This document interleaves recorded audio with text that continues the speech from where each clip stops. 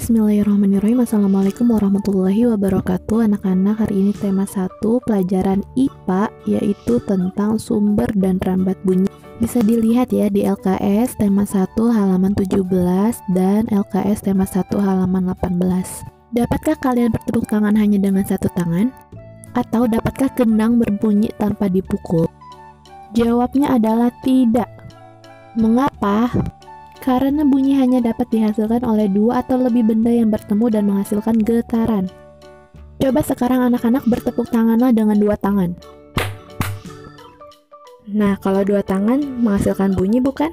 Itulah salah satu contoh apabila dua atau lebih benda yang bertemu dan menghasilkan getaran akan menghasilkan suara. Yuk anak-anak, siapa yang masih ingat? Adakah di antara kalian ada yang tahu apa arti bunyi? Nah, pada pertemuan sebelumnya kita sudah membahas pengertian bunyi. Bunyi adalah energi yang dapat didengar.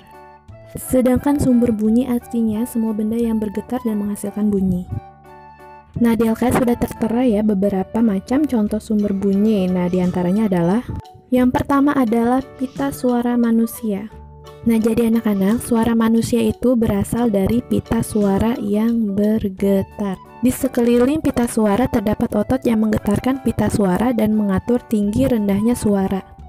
Jika pita suara menyempit maka dihasilkan suara tinggi, sedangkan jika melebar maka dihasilkan suara rendah. Selanjutnya yang kedua, alat musik. Suara alat musik berasal dari getaran alat musik tersebut. Contohnya, suara gitar berasal dari getaran senar yang dipetik. Selanjutnya yang ketiga, garpu tala. Nah, garpu tala itu merupakan sepotong baja yang memiliki cabang sejajar dengan ukuran yang sama. Nah, garpu tala itu dapat menghasilkan bunyi. Caranya, ketukan garpu tala ke sebuah benda keras, maka garpu tala akan bergetar dan mengeluarkan bunyi. Lalu yang keempat adalah mesin bermotor. Nah, anak-anak harus tahu bunyi deru kendaraan bermotor berasalkan dari mesin bermotor. Itu disebabkan ketika motor dinyalakan, beberapa logam pada mesin motor itu saling bergesekan dan bergetar sehingga menimbulkan bunyi. Selanjutnya, rambat bunyi. Artinya bunyi dapat merambat melalui benda gas, cair, dan padat. Berikut pembuktian bahwa bunyi dapat merambat melalui media perantara, yaitu sebagai berikut. Yang pertama adalah bunyi merambat melalui udara. Saat lonceng digerakkan, maka kita mendengarkan bunyi lonceng karena bunyi merambat melalui udara.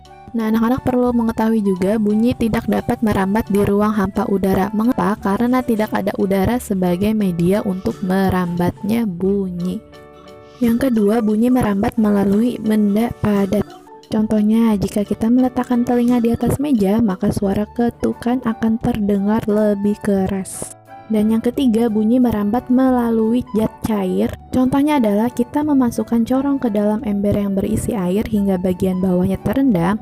Jika diketuk salah satu sisi ember dengan menggunakan batu secara perlahan, maka akan terdengar suara ketukan. Selanjutnya, tugas pada hari ini, hari Selasa tanggal 11 Agustus 2020. Silakan anak-anak membuat video praktek contoh perambatan bunyi melalui zat cair. Nah, jika sudah membuat, silakan videonya langsung dikirim ke grup kelas 4 atau langsung saja japri ke ibu.